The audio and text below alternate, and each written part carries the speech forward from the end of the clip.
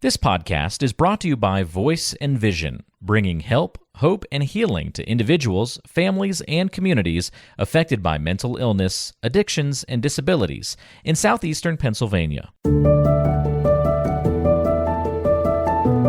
Welcome to Untold Valor, a podcast with a unique focus on veterans, featuring stories of courage, recovery, perseverance, and strength. Listen to hear veterans share their perspectives on what it's like to battle mental health challenges, combat addictions, and overcome other adversities unique to those who have served.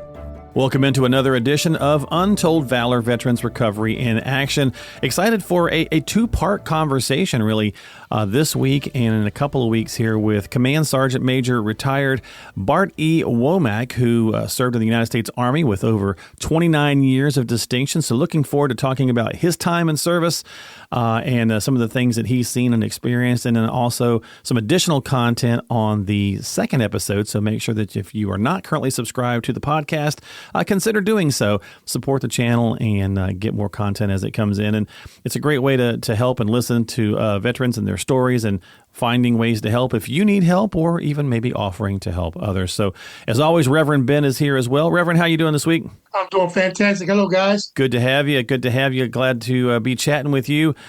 So Bart, Sergeant Womack, what do you prefer?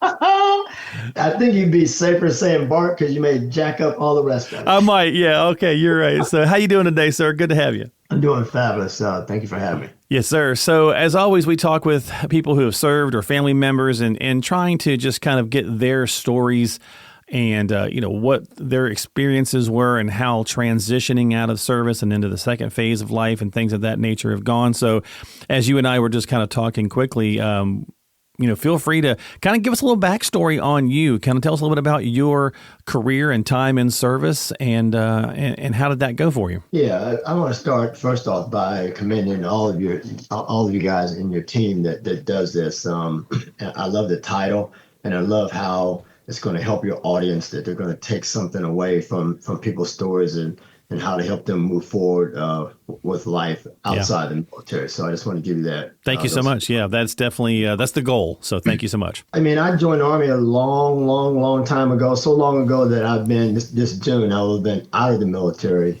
for 19 years. So that's a career of being out. Wow, so. Yeah.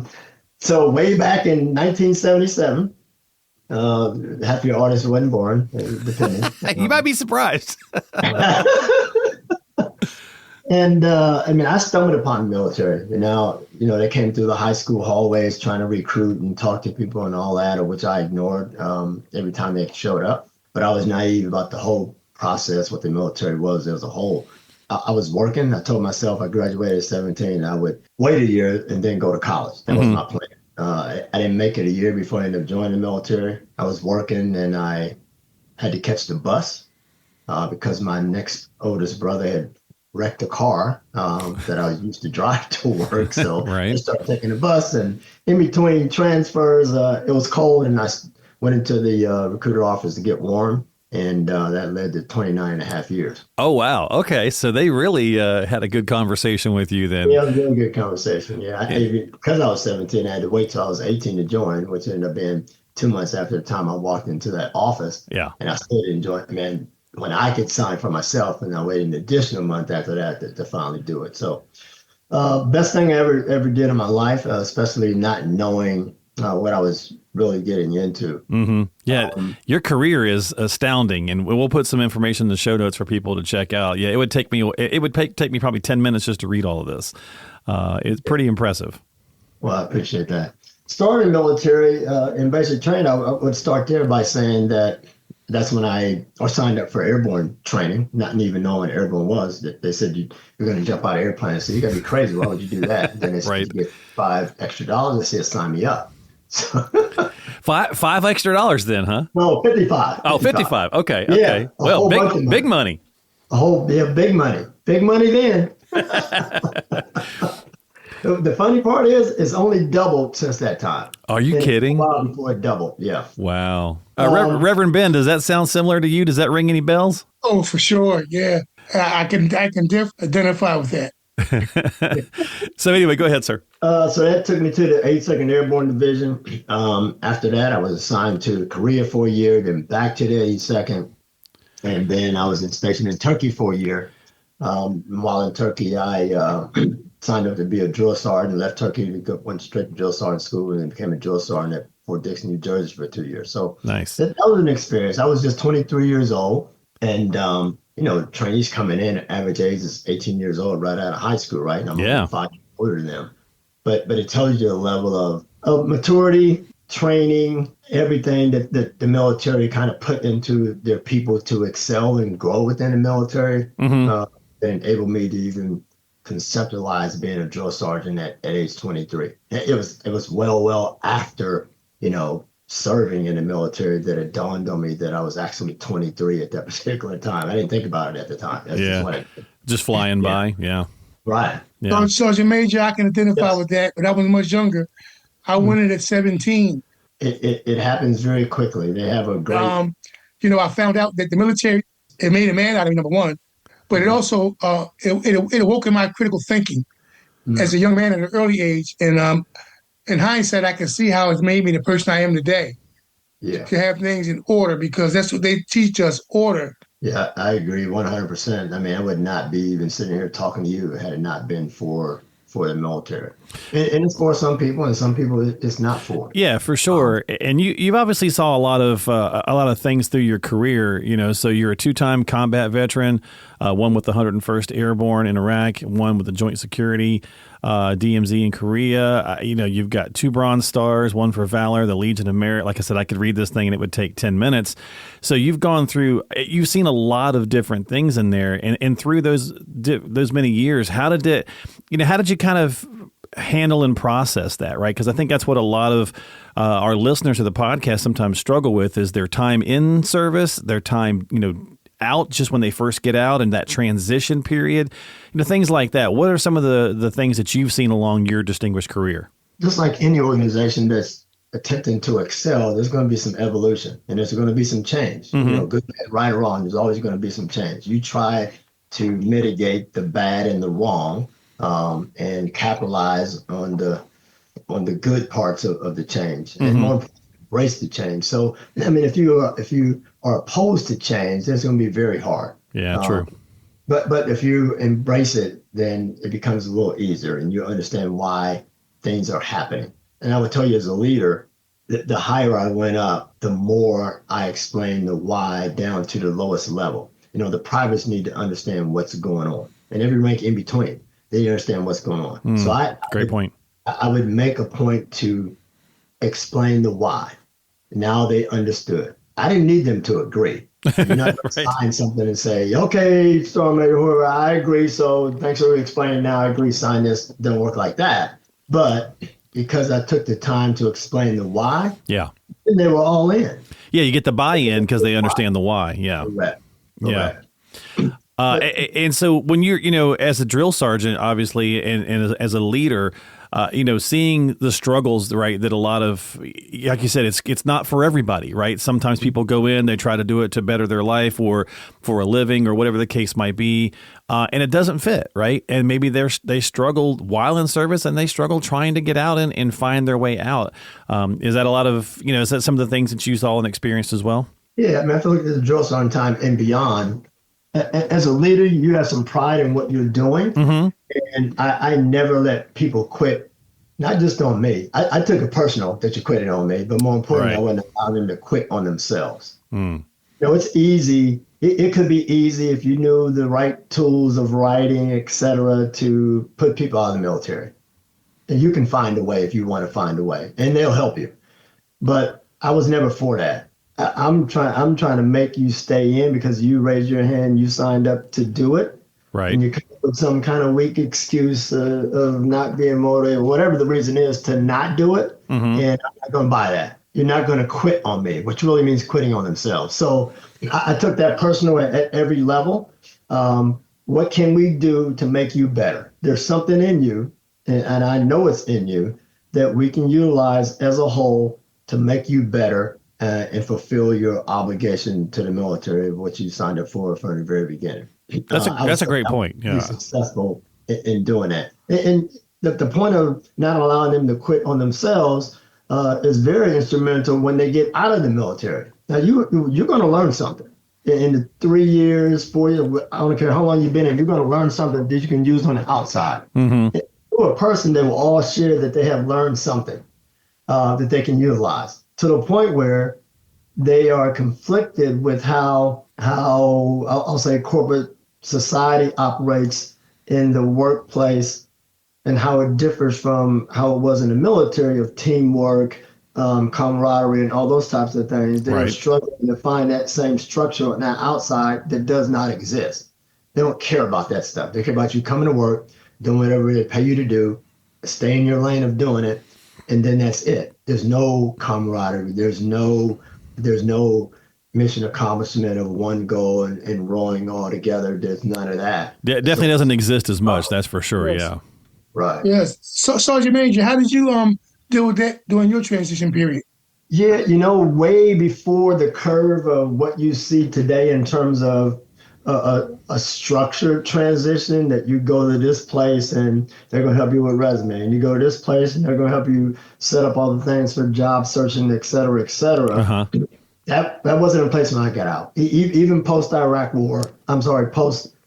war itself, that stuff wasn't set up.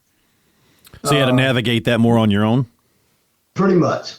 You had to go to a thing for resume. There was a class for that. You kind of went and checked that block, if you will. Mm-hmm. Much different than what it is right now. But I already had a plan. And what is constant between that time and now is a plan. Great point. It's always a plan. It's always a plan. I don't care if you're leaving the military or what you're doing. It's a plan. When you wake up in the morning, it's a plan.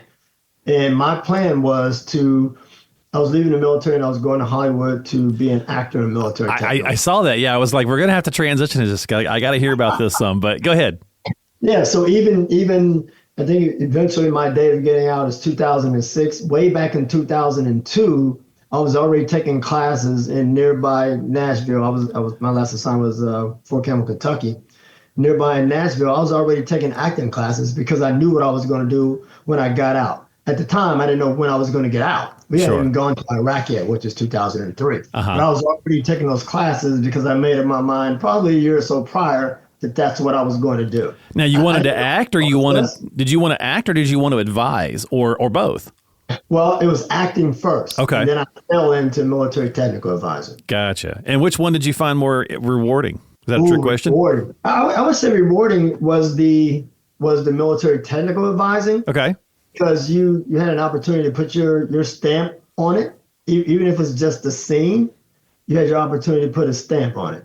Now, what I realized is that as a technical advisor, you represented the REAL for the REEL. And the technical advisor, comes with $0, or the REAL comes with $0, and the REEL is represented by millions of dollars. Ah, interesting. So it's a matter of trying to win. You're zero trying to win against the millions. Because you're trying to imprint authenticity. Sure. Each and every scene. Yeah, I see that you were doing some technical advising for Peter Berg, and he's definitely made a number of films. Over the last number of years, he's very interested in a lot of, I guess, real stories, right? This is Lone Survivor. This is Deepwater Horizon, things of that nature, right? So he's very into that genre. So how was working with him? It was great. Now, not to be confused, I did not technical advise for any of his films. The film that I technical advised for that he worked on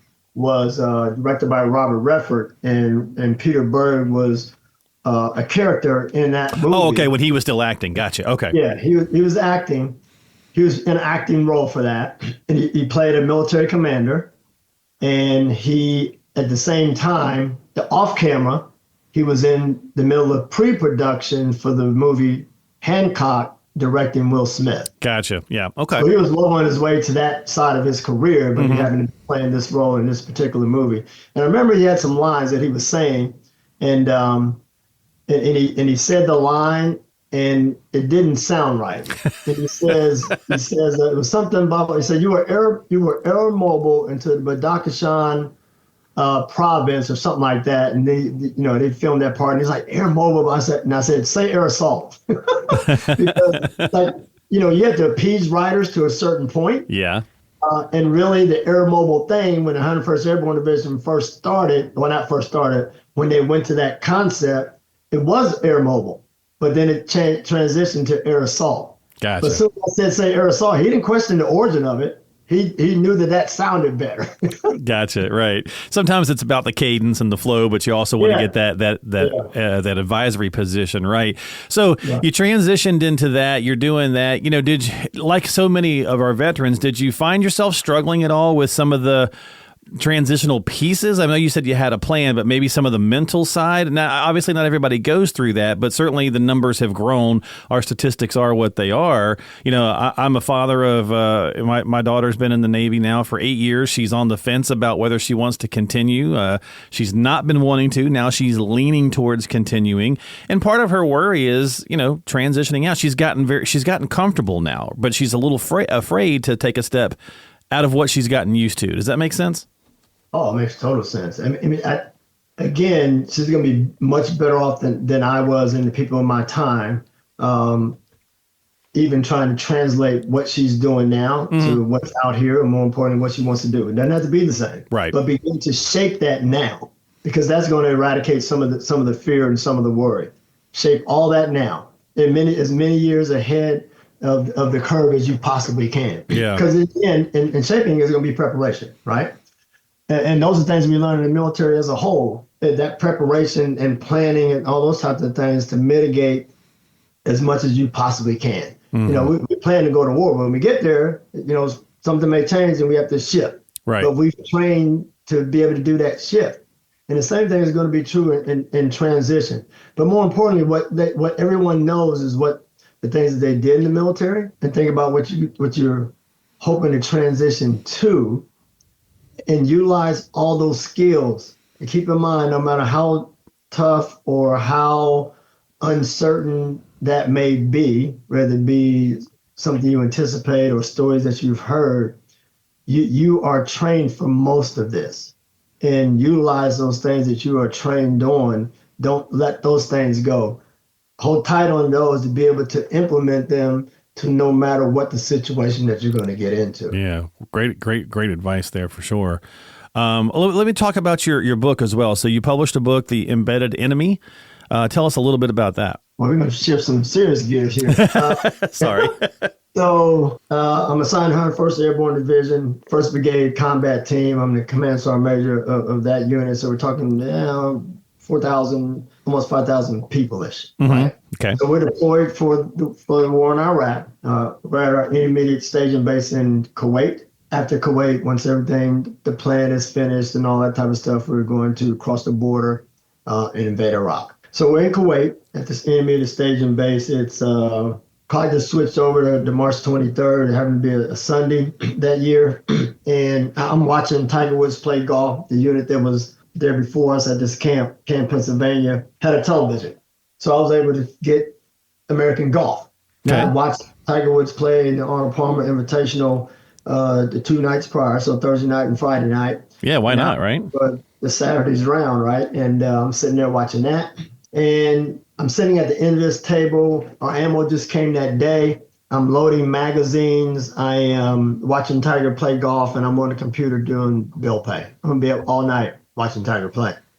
And something comes into the tent. I don't see it come in, but I see these sparks on the floor. I'm sitting right at the end of the table, right at the corner, so I can see to the bottom of the floor in front of me. And I see these sparks, and I say, we're in Atlanta, not quite right, and that's a not quite right grenade. I jump up, go to wake up the commander who was asleep, and tell him we got a grenade about to go off up front. Our executive officer was in the tent. He saw the same thing I saw. He was standing on the other side of the table, so I knew he would be able to take care of himself. The commander who was asleep didn't know what was going on. I get him up, said, we got to get out of the tent. The grenade's going to go off. I counted 3. We ran down the middle of the aisle to get out of the tent. I get outside, and he's not there. Now, mind you, when I'm watching television and loading these magazines, there was a fluorescent light right above my head that, super bright. By the time I got to the back of the tent to wake him up, it's pitch dark. Can't see anything. Mm-hmm. So I'm running down the middle of that aisle, blind. But I knew where the exit was. And I go through that, get outside. He's not there. So what happened is I was coming down the aisle. A frag grenade was thrown into the tent, and it blew up, and it knocked him back into his area. Then there's a gunshot, and I hear a yell, and I know it's the executive officer that was in the tent. And I pull out my pistol, aim it in the direction of I pull my pistol, cock it, aim it in the direction of the gunshot, just to learn that I have no ammo in it. The magazine's in the weapon, but there's no ammo. So when you pull the bolt to the rear, if you have ammo, it turns around. When you don't, it just goes. So I'm useless. All I can do is throw it at somebody. So the TOC, Tactical Operations Center, is behind me about 25 yards or so.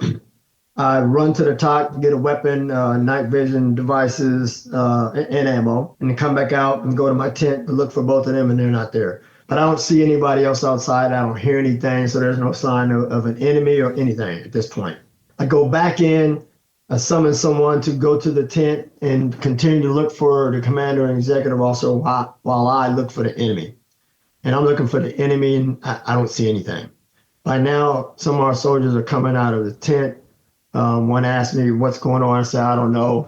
Major Romaine has been shot. And he says, so has Captain Seifert. Oh, wow. So not only had someone else been shot, another grenade had been rolled into the second tent. Another grenade had been rolled into the third tent and exploded.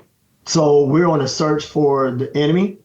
I'm pissed off because only way the enemy could have gotten into our camp is because of the guards having fallen asleep. And even though I had gone up to the guard towers, a few nights before, check, make sure they were doing all the right thing, which they were, they had to have fallen asleep for someone to scale a 12-foot sandy berm, climb over concertina wire, and get it to the camp to create all this devastation, and we have no sign of them. So that search continues. Our casualties are being triaged, mounting up. People have several shrapnel wounds in their body. Again, 2 have been shot.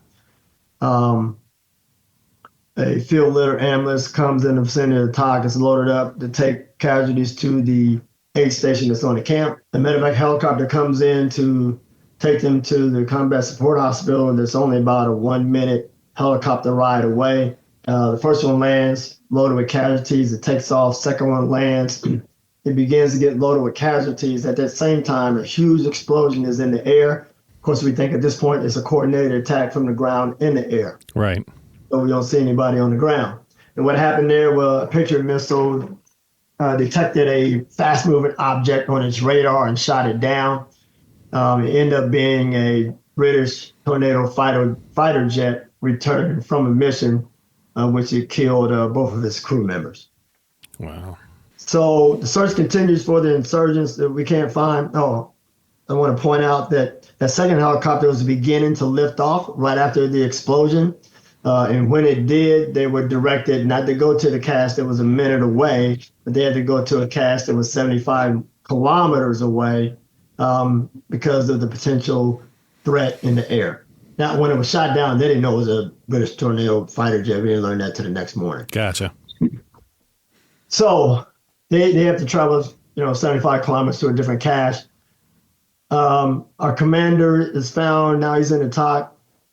He tells us to get accountability of personnel. So that call goes out to get accountability of personnel. We also learned that interpreters that came into the camp the night before.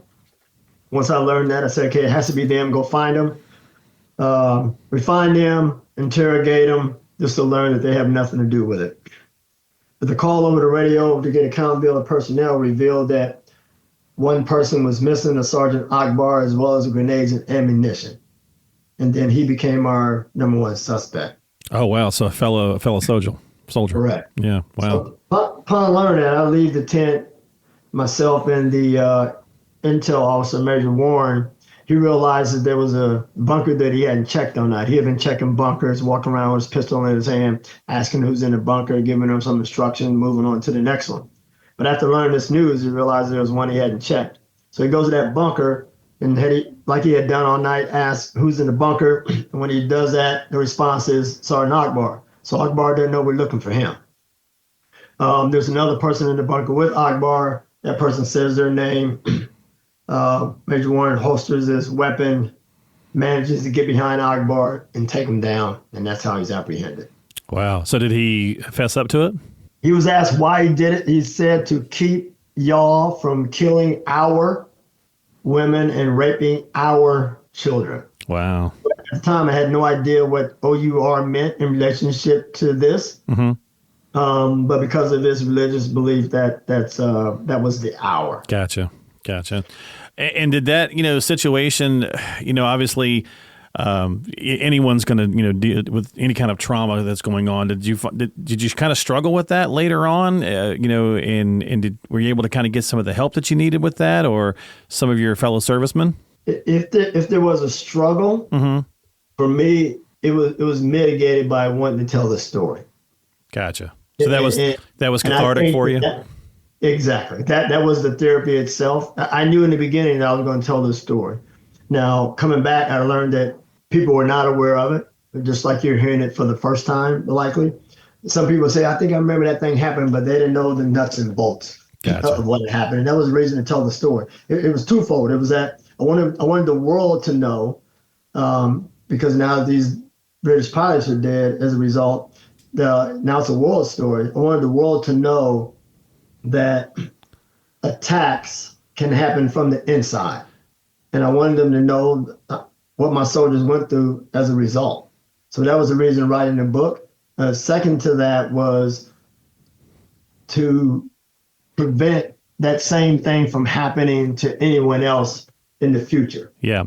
And that's a great transition period, because that's what I wanted. I kind of set you up a little bit there to kind of give us the heads up on that, because I want to talk about your situational awareness and the security factor on our next episode. So that I was kind of wanting you to lead us in and get us kind of involved in this story so we could follow up on that on the next episode, if that's okay. Yeah, I would want to tap into the last bit about what people's minds are going to go through. And again, because I wrote the book, that was my therapy. Now, some of my brothers, other survivors, not so much. So much. Yeah. Amazing story. And we're definitely going to dive more into it on the next episode. Reverend Ben, thoughts from you as we listen to that story and we're ready to transition into part 2? I'm sitting and listening to everything, and I think Sergeant Major Womack should make a movie about his own life, because I'm listening. But also, it sounds like you've been through some things and you've overcome them. So much props to you, man. Appreciate you so much for your service. Well, thank you very much. I appreciate that. Yeah, I see that you've developed it into a screenplay, it looks like, as well. We'll talk more about that on the next episode. We'll wrap it up with this real fast. We always finish the episodes with, if you had a piece of advice to give to anybody listening to this who is in service or just got out of service or just kind of struggling with whatever it might be, like the transitional piece or whatever. I loved earlier you talked about having a plan, but what would be a piece of advice you'd give them? In addition to that plan, it is to have recall on the things that you learned in the military, and think about employing those things first. If you sit down and start writing down all those things, I think that you'll be, better off to use those first and figure out how to weave those things into the next thing that you're going to do. Gotcha. Okay. Well, good advice, great story, great conversation.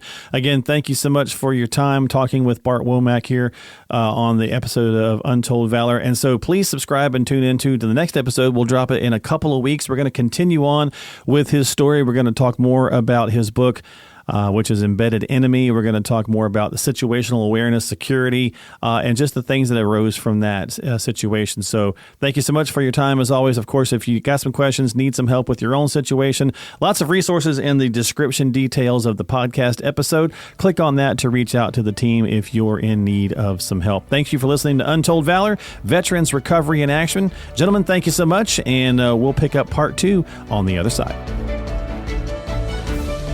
You've been listening to Untold Valor by Voice and Vision. We hope you found the information and resources discussed today helpful. As always, thank you for listening and for your support. Remember to stay connected with us through our various social media platforms, including Facebook, Instagram, and YouTube. Don't forget to visit the website, voiceandvisioninc.org. That's voiceandvisioninc.org, where you can sign up for our blog and find free resources and information on upcoming events, webinars, workshops, and get support.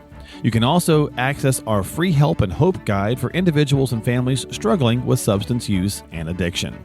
If someone you know is struggling, please reach out for help because you and your life matter. Remember, the National Suicide and Crisis Lifeline is available to you at any time by dialing 988. We are all ambassadors of hope and recovery, and if you want to share your story, please contact us.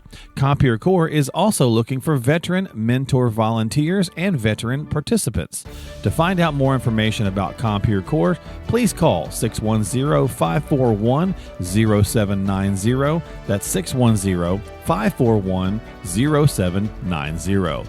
You can find all the links and contact information for the resources mentioned on today's episode by checking the description and the show notes section of your app. Thank you again for tuning in and for your support. Until next time, this has been Untold Valor.